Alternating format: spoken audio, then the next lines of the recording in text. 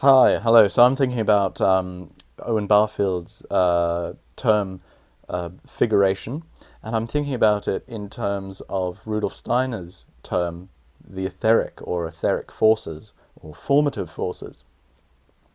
Now, of course, Barfield goes to great lengths to describe the process of figuration. This is the process by which the raw sense data that come to our consciousness through our senses are transformed and turned into meaningful phenomena that we find all around us. So, for example, when I read some writing, my eyes scan across the page, and what my eyes see are just black and white squiggles. But somehow there's a force or a process that takes place within me unconsciously that turns these black squiggles into words, and then the words then get turned into something with meaning.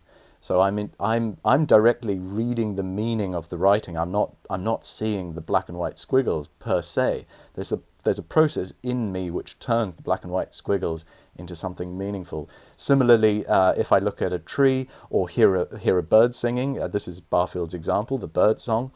I don't merely hear a bird singing by fact that I have ears, because all my ears really hear is the sound waves coming in. There's something which has to happen inside me, in my mind, in my consciousness, that turns the raw sound data into something that I recognize as a particular bird song. Maybe it's a thrush singing or an eagle. It's that something which Barfield is trying to pinpoint and say this is what he's calling figuration. It's a form of thinking. He's not clear. He doesn't say, he doesn't have a conclusion as such particularly, but it's a form of mental activity which we're nevertheless most of the time unconscious of. We can sometimes become conscious of it when we have one of those things like a black and white picture, where it's not clear what we're looking at and all we see is black and white splodges on a page. And we can look at it for ages trying to figure out what on earth is this photograph of. And then somebody says to us, well, it's a photograph of a cow. And then it's like, oh my goodness, I see a cow. There it is. It's so obvious. And then it's almost impossible to unsee that cow. So this would be an example of figuration becoming apparent to us, when normally it's an unconscious process which happens just instantly and automatically. Now let's go to Steiner, who talks about etheric forces and formative forces, and Steiner describes these as the forces that help a plant grow or create the shape of a plant. It's the forces that give the plant its shape and body and structure. Similarly, with an animal or a human being, it's these etheric forces which give our form and shape. Even in modern biology, I believe they have had to accept the fact that DNA itself cannot account for how the form of the body takes shape. Similarly with plants. So, be that as it may, it's sort of irrelevant what modern biology and science says at this point.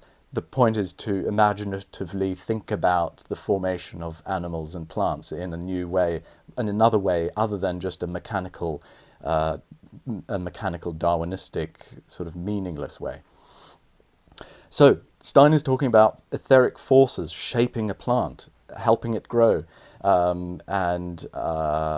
well, what are these forces? Well, if we take as an accepted philosophical conclusion that reality does not exist in some material, mechanical thing outside of consciousness, if we take as a philosophical fact that consciousness and the outside world are somehow two sides of the same coin, then what happens in consciousness is in a sense the same, or a reflection of what is happening outside in the world, in the material world.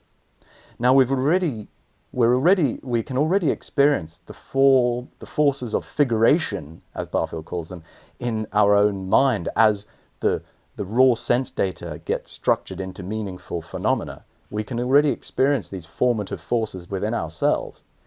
It's only a tiny step then to see that it's these same imaginative thought forces that are taking place within us that are happening outside in the world, forming the structure and form of plants and animals. And it's these forces that Steiner is calling etheric. Now, in saying all this, of course, I don't want to reduce the miracle that is the formation of a human being or even a simple plant.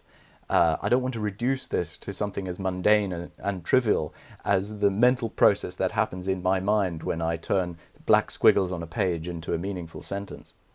My objective isn't to make etheric forces mundane.